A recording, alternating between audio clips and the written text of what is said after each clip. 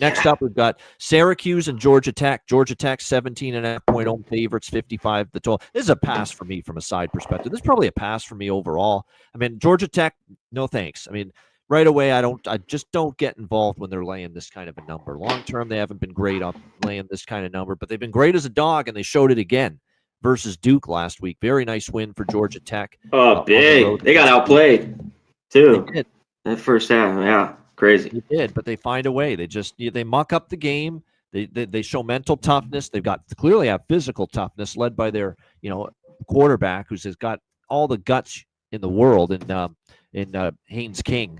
But you're right, they kind of got away with one. But like I said, they came up with key stops when they needed it. Got the 27-18 win there, even though Duke threw for 373 passing yards from Mensa.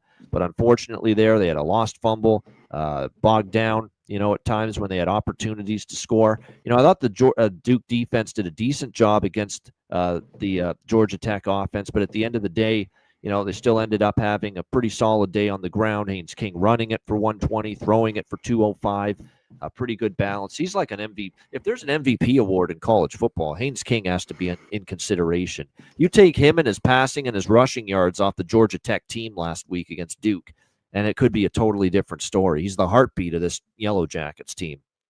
There's no question. But coming off a win like that, now you're laying a big – here's the problem, though. Syracuse, Ricky Collins is awful.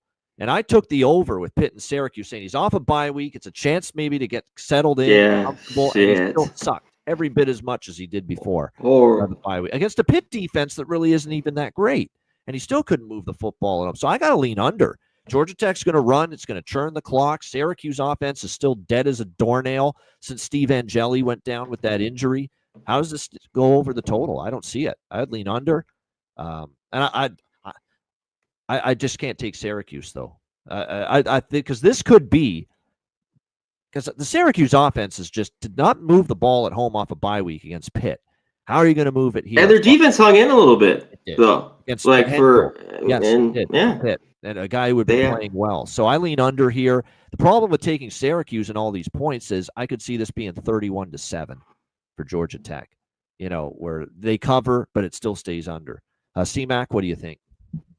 Yeah, when I saw this after watching Collins, it does seem somewhat of a flat spot where we don't want to take Georgia Tech. Yeah. Normally, we talk about all the time, laying these numbers. So I don't know if I'm there, but I think you're right. I don't think Collins. I think look at Syracuse's team total under. Georgia Tech's defense still pretty good. It got better, but I have to say, in that game, shout out to my guy G in the chat, Guillermo Sertucci. Everyone here, Robert. There's my guy Old E. I got to see him last night on screen. Shout out to my dude Adam, as always. Nick, everyone in here, appreciate PlayStation. Hit the like button, guys. That's all we ask for. Thanks for joining us here. Getting into it, week 9. That first half, and the only points Georgia Tech had was the fumble. Yep. The fumble in the end zone. That was they dominated, and it was 7-7. And if they don't have that, it would have been 7-0. I mean, it was like 200 yards, nothing. But in the second half, Georgia Tech ran it a bit, and Duke just couldn't get it done.